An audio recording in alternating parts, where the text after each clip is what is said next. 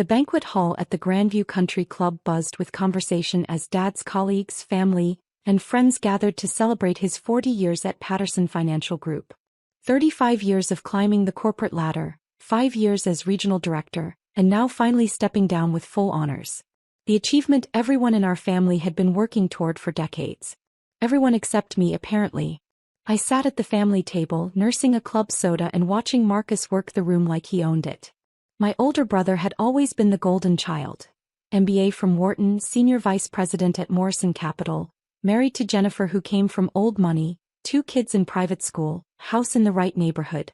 Everything Dad had dreamed of when he'd started his own climb up the financial world's ladder. "There's my baby brother." Marcus's voice boomed across the table as he returned from his latest networking session. "Still nursing that soda? Come on, live a little. Dad's buying tonight." I smiled politely. "Someone has to drive." "Drive what?" "That 15-year-old Honda." He laughed and Jennifer giggled beside him. "Seriously, David, when are you going to get a real car? Or a real job for that matter?" The table had gone quiet. Dad shifted uncomfortably in his seat, while Mom tried to change the subject by asking about the dessert menu. My sister Emma looked down at her plate, clearly embarrassed. "I like my Honda," I said calmly. "Gets good gas mileage." "Gas mileage?" Marcus shook his head in mock disbelief. "Ladies and gentlemen, my 30-year-old brother's biggest concern in life. Gas mileage." More laughter from his side of the table. The truth was, I could have bought a fleet of luxury cars without blinking. But the 2009 Honda Civic served my purposes perfectly. It was invisible, unremarkable, exactly the kind of car someone struggling to make ends meet would drive.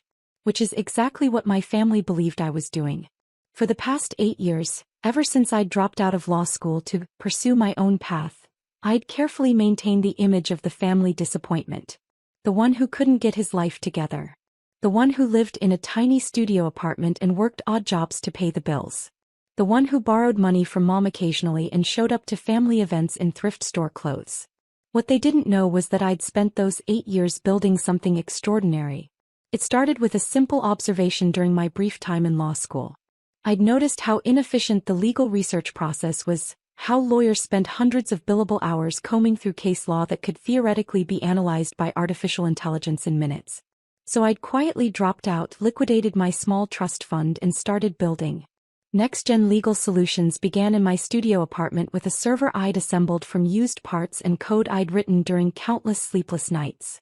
The first version was crude but functional, AI-powered legal research that could scan centuries of case law and identify relevant precedents in seconds rather than weeks. I'd started small, reaching out to solo practitioners and small firms who couldn't afford the big legal databases. $5 a search, $20 a month for unlimited access. Lawyers loved it because it made them more efficient. I loved it because every search taught my AI something new. Within 2 years, I'd quietly acquired 3 competitors and expanded into contract analysis, document review and regulatory compliance. The legal world was slow to adopt new technology, which gave me time to perfect my systems while staying completely under the radar. By year 4, I wasn't just disrupting legal research. I was revolutionizing it. Major law firms started licensing my technology through white-label partnerships. They didn't want to admit they were using AI developed by some unknown company, so they paid premium rates to rebrand my software as their own proprietary tools. That's when the real money started flowing. Year 6 brought my first billion-dollar acquisition, purchasing Westlaw's main competitor and integrating their database with my AI systems. The legal establishment finally started paying attention, but I'd structured everything through holding companies and offshore entities. To the outside world, Next-Gen Legal Solutions was just another mid-sized tech company that had gotten lucky with a few good contracts. To my family, I was still David the dropout who couldn't hold down a job. "Maybe it's time to think about going back to school," Dad said gently, trying to steer the conversation away from Marcus's increasingly pointed jabs. "There are some excellent MBA programs that accept." "Dad, he's 30 years old," Marcus interrupted. "At some point you have to accept that not everyone is cut out for success. Some people are just meant to be, what do you call it? Support staff." The microphone feedback screeched across the banquet hall as the evening's programming began. Dad's old boss, Robert Patterson himself, took the stage to deliver remarks about Dad's distinguished career. I listened with genuine pride as he described my father's contributions to the firm, his integrity, his dedication to his clients. Then came the family tribute portion of the evening. Before we continue, Patterson announced, I believe Marcus Williams has prepared some words about his father. My brother practically bounced to the stage, microphone in hand, every inch the polished executive. The spotlight hit him perfectly as he launched into what sounded like a prepared speech about Dad's legacy and the values he'd instilled in his children. My father taught us that success comes from hard work, dedication, and never giving up on your dreams, Marcus said, his voice carrying clearly through the sound system. He showed us that in America, anyone can build something meaningful if they're willing to make the sacrifices. Murmurs of approval from the audience. Dad beamed with pride. Now, I won't say it's been easy for all of us to live up to his example, Marcus continued, and I felt the shift in his tone. Some of us have found more success than others. A few chuckles from people who knew our family dynamics. But that's okay because Dad also taught us about compassion. About helping family members who might not be as fortunate. About supporting those who need a helping hand. The room was warming to his speech now. This was Marcus at his best. Charming, eloquent, seemingly generous while delivering devastating insults with a smile. In fact, I think it's beautiful how our family has rallied around my younger brother David during his, let's call them his challenging years. Still living off handouts at 30, but hey, he gestured toward my table with theatrical warmth. Family takes care of family, right? Laughter rippled through the crowd. Not cruel laughter exactly, but the kind of sympathetic chuckling that made it clear everyone knew I was the family disappointment. The charity case Marcus had painted me as. I sat perfectly still, hands folded in my lap, expression neutral. This was nothing new. I'd endured 8 years of family gatherings where I was the cautionary tale, the example of what happened when you didn't apply yourself. The brother who'd thrown away his potential and now needed everyone's patient tolerance. Still living off handouts? Marcus laughed directly into the microphone, his voice amplified across the entire banquet hall. I mean, we love him, but somebody's got to pay his rent, right? The laughter was louder now. I could see people at other tables turning to look at me with a mixture of pity and amusement. Dad's colleagues, his friends, his professional network, all getting a good chuckle at the expense of his failure son. That's when my phone rang. Not buzzed. Rang. Loudly enough that people at nearby tables could hear it over Marcus's continued commentary about family responsibility and supporting struggling relatives. I looked at the caller ID and felt something shift in my chest. Goldman Sachs. Private Wealth Management Division. The call I'd been expecting for 2 weeks. Sorry, I said quietly to my table, standing up. I should take this. Marcus paused his speech, microphone still in hand. Really, David? You're taking a call during Dad's retirement party? The disapproval in his voice carried clearly through the sound system. Heads turned throughout the banquet hall. I could feel hundreds of eyes on me as I answered the phone. David Chin speaking. Mr. Chin, this is Rebecca Morrison from Goldman Sachs Private Wealth Management. I apologize for calling so late, but we've just received final approval from our board of directors. Her voice was crisp, professional, and just loud enough that people at my table could hear fragments of the conversation. That's quite all right, I said calmly. Marcus was still standing at the podium, microphone in hand, clearly annoyed by the interruption. The room had gone quiet, waiting for me to finish my call so he could continue his speech.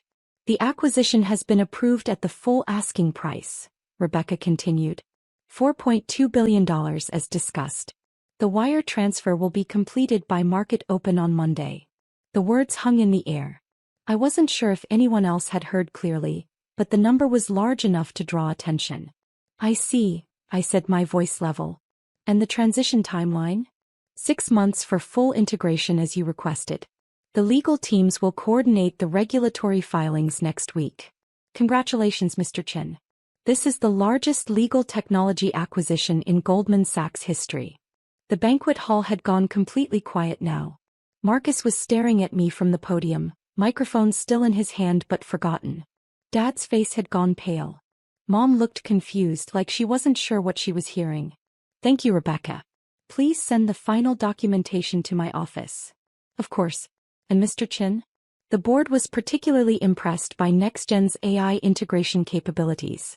They're calling it a revolutionary approach to legal research and analysis. I thanked her and ended the call, slipping my phone back into my pocket. The silence in the banquet hall was deafening. 300 people staring at me, trying to process what they'd just witnessed. Marcus was the first to recover. Did someone just say 4 billion? I nodded calmly. Goldman Sachs is acquiring my company. NextGen Legal Solutions. We've been negotiating for several months. Your company? Dad's voice was barely a whisper. I founded it 8 years ago, I said, still standing beside my chair. Right after I dropped out of law school. AI-powered legal research and analysis. We handle about 60% of all legal database searches in North America. The room erupted. Not in applause or celebration, but in the kind of shocked murmur that happens when people's fundamental assumptions about reality get shattered. I could hear fragments of conversation from nearby tables. Did he say billion? His company? 8 years. Marcus stood frozen at the podium, still holding the microphone. His face had gone through several color changes, settling on an alarming shade of red. $4.2 billion, I continued, addressing the room now since everyone was listening anyway. The deal closes Monday morning. After taxes and distribution to my employees, I'll personally net approximately $2.8 billion. Dad's retirement party had officially become something else entirely. I don't understand, Mom said, her voice shaky. We've been helping you with rent money. Your apartment is a corporate write-off, I explained gently. I've maintained a low profile for security reasons. Most successful tech founders become targets for everything from lawsuits to kidnapping attempts. It's safer to appear unremarkable. But the Honda, Jennifer whispered. Your clothes. You asked to borrow money for groceries last month.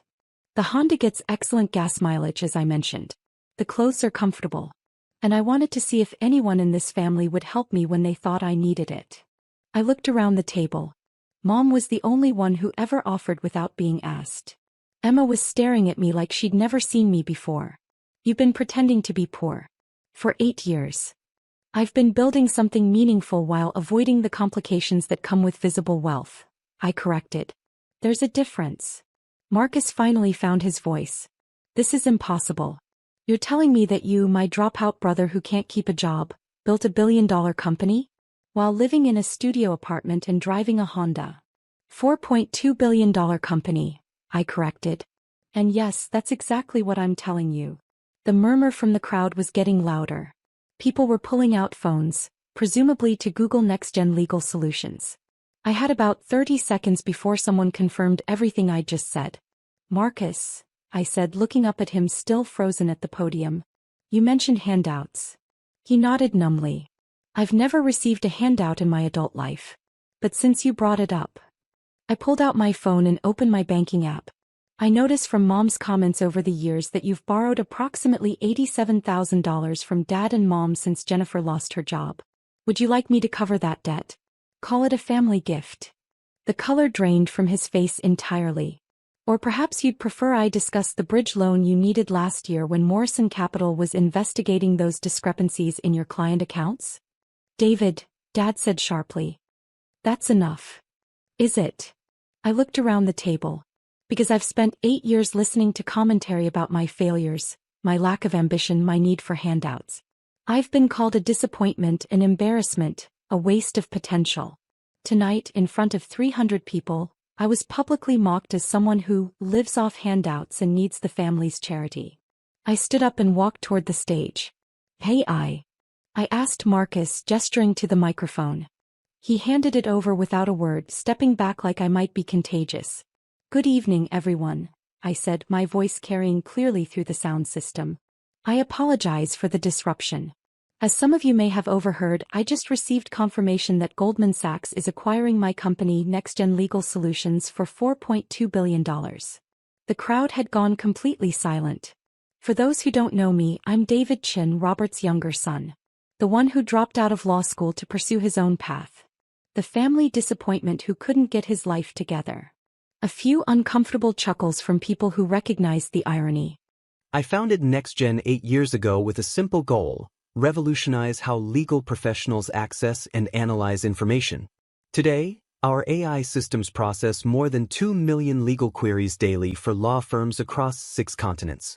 We've eliminated millions of hours of redundant research, democratized access to legal databases, and fundamentally changed how attorneys serve their clients. I could see people frantically typing on their phones now, searching for information about my company. The acquisition by Goldman Sachs represents the largest legal technology deal in history. It will create thousands of jobs, accelerate AI development across multiple industries, and establish new standards for how professional services integrate technology. I paused, looking out at the crowd of Dad's colleagues and friends. I share this not to boast, but to make a point about assumptions. For 8 years, I've allowed my family and friends to believe I was unsuccessful because it served my purposes. It allowed me to work without distractions, build without interference, and focus entirely on creating something meaningful. But I want to be clear about something. I looked directly at Marcus. I have never, in my adult life, received handouts from anyone. I have never been a charity case. And I have never been an embarrassment to this family. The applause started slowly from a table near the back and built gradually until the entire banquet hall was clapping. Not for me specifically, but for the story, for the surprise, for the sheer audacity of what they just witnessed. I handed the microphone back to Marcus and walked back to my table. Dad was staring at me with an expression I'd never seen before. Not pride, exactly, but something closer to awe. $4 billion, he said quietly. 4.2 billion, I corrected. But yes. And you never told us. Would you have believed me? He considered this for a long moment, then shook his head. Probably not. Mom reached over and took my hand. I'm so sorry, honey. We never knew. You weren't supposed to know. That was the whole point. But we treated you like someone who needed help. And sometimes I did need help. Just not the kind you thought. Marcus had returned to his seat, looking like he'd been hit by a truck. Jennifer kept staring at me like I might be an imposter. Emma was the first to speak. So what happens now? Now. I smiled. Now I go back to my studio apartment and my Honda Civic and continue living exactly the same way I have for 8 years. Except on Monday morning, I'll also be worth approximately $2.8 billion. That's insane, Emma said. That's practical. Wealth changes people, and not usually for the better. I've spent 8 years watching this family's dynamics, seeing how money and status affect relationships. I'm not interested in becoming someone I don't recognize. But you could buy anything, Jennifer said. A mansion, cars, boats. You could travel anywhere, do anything. I could, I agreed. But I like my life. I like my work. I like being underestimated. It gives me advantages that money can't buy. Dad was still processing. Your company. You said it handles 60% of legal searches. Approximately. We're the invisible infrastructure behind most legal research in North America. Law firms license our technology, rebrand it, and present it as their own proprietary systems. Their clients never know they're using our AI. That's brilliant, he said softly. It's practical. Direct consumer marketing in legal services is expensive and complicated. White label licensing generates the same revenue with a fraction of the overhead. Marcus finally found his voice. I need to apologize. No, I said firmly. You don't. But I called you. You called me exactly what I wanted you to call me. Everything you've said about me over the years has been perfectly reasonable based on the information you had. But I was cruel. You were honest. There's a difference. I looked around the table at my family. I'm not angry about tonight or any other night. I needed you to believe I was struggling because it allowed me to build something extraordinary without interference. Your assumptions about my failures were essential to my success. Emma shook her head. That's incredibly manipulative. It's strategic, I corrected, and effective. The banquet hall was slowly returning to normal conversation levels, though I could see people at other tables still stealing glances in our direction. Someone had clearly confirmed my story online because phones were being passed around with what I assumed were articles about next-gen legal solutions. So what's next? Dad asked. After the acquisition, what are your plans? I'll stay on as Chief Technology Officer for 2 years to ensure smooth integration. After that, I shrugged. I'll probably start something new.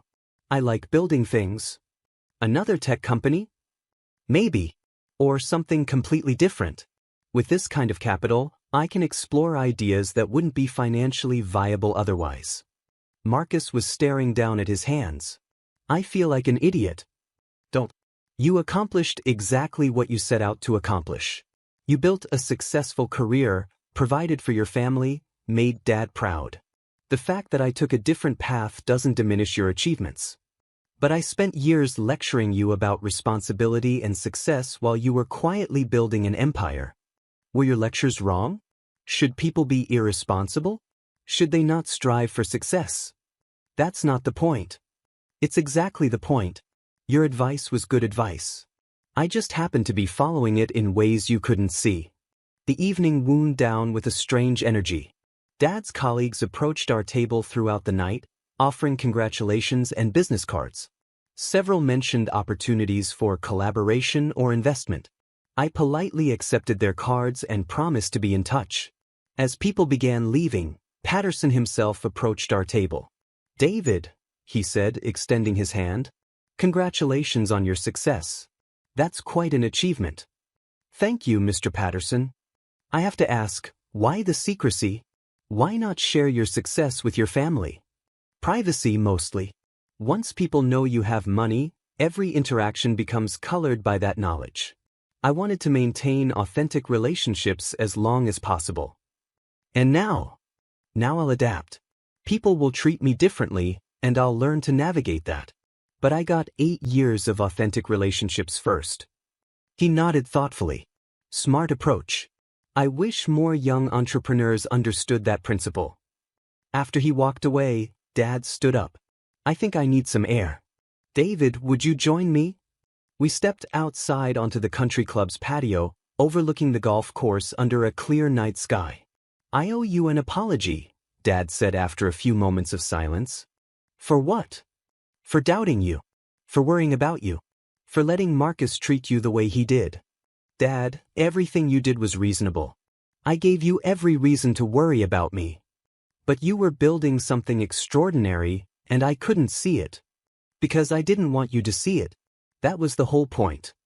He was quiet for a long time. $4.2 billion. Yes. From legal research software. From solving a problem that millions of professionals face every day. The money is just a metric of how valuable that solution turned out to be. And you did it all by yourself. I did it with a team of brilliant engineers and researchers, but yes, I built the company from nothing. In 8 years. 8 years of 18-hour days, 7 days a week. 8 years of learning everything I could about artificial intelligence, legal databases, business development, corporate strategy. 8 years of making mistakes and fixing them and making new mistakes. While we thought you were failing. While you thought I was failing. Which gave me the space to work without pressure or interference or unsolicited advice. He turned to look at me. Do you resent us? For not believing in you. Dad, if you had believed in me, everything would have been different. You would have wanted to help, to offer advice, to introduce me to people in your network. Mom would have worried about whether I was eating enough or sleeping enough or working too hard. Marcus would have wanted to collaborate or compete or compare achievements. And that would have been bad? That would have been distracting. I needed to focus completely on building something that had never been built before. I needed to fail and learn and iterate without explaining myself to anyone. So you let us think the worst. I let you think what you thought. I never lied about my work or my finances. I just didn't correct your assumptions. We stood in silence for several more minutes. I'm proud of you, Dad said finally. I know. And I'm sorry it took learning about the money for me to say it. Dad, I've been proud of you my entire life. Tonight was supposed to be about celebrating your achievements, not mine. Tonight was supposed to be about celebrating a man who taught his son that success comes from hard work and never giving up on your dreams. I'd say that mission was accomplished. We walked back inside to rejoin the family. The party was winding down, people saying their goodbyes and heading home. Marcus and Jennifer were deep in conversation with Emma about something that looked serious. "Ready to go?" Mom asked as we approached the table. "Actually," I said, "I think I'll stick around for a while. Help Dad say goodbye to people." "You sure? It's getting late." "I'm sure." As the family gathered their things to leave, Marcus approached me one more time. "David, I really do need to apologize. Not just for tonight, but for everything. Years of treating you like you weren't good enough. Marcus, you treated me exactly like a successful older brother should treat a younger brother who appeared to be wasting his potential. Your concern came from a good place. But I was wrong. You were working with incomplete information. There's a difference." He extended his hand. "Congratulations on your success." I shook it. "Congratulations on yours." After they left, I helped Dad thank the remaining guests and say goodbye to his colleagues. People were still approaching me with business opportunities and investment ideas, but I handled each conversation politely and briefly. Finally, it was just Dad and me, sitting at our table in the nearly empty banquet hall. "So what really happens now?" he asked. "Now I drive home to my studio apartment in my Honda Civic and go to sleep. Tomorrow I'll work on integration planning for the Goldman Sachs transition. Monday, I'll become one of the wealthiest people in the country. And through it all, I'll try to remain the same person I've always been." That might be harder than you think. Probably. But I've had 8 years to prepare for this moment. I've watched how wealth changes people, how success changes relationships. I've made my decisions about the kind of person I want to be. And what kind of person is that? I smiled. The kind who drives a Honda Civic and thinks gas mileage is important. Dad laughed, and for the first time in years, it felt like we were just father and son, talking about life and dreams and the future. No assumptions, no disappointments, no charity cases. Just family. As I drove home that night in my 15-year-old Honda, I thought about the look on Marcus's face when he heard the Goldman Sachs call. The shock, the disbelief, the gradual recognition that everything he'd assumed about me was wrong. Tomorrow, the story would spread through Dad's professional network, then beyond. By Monday, when the acquisition was officially announced, I'd become a public figure whether I wanted to or not. The invisible phase of my career was ending. But tonight I was still just David, the family disappointment who'd surprised everyone by building something extraordinary while they weren't looking. The charity case who'd just sold his company for $4.2 billion. I smiled as I pulled into my modest apartment complex, already thinking about what I'd build next.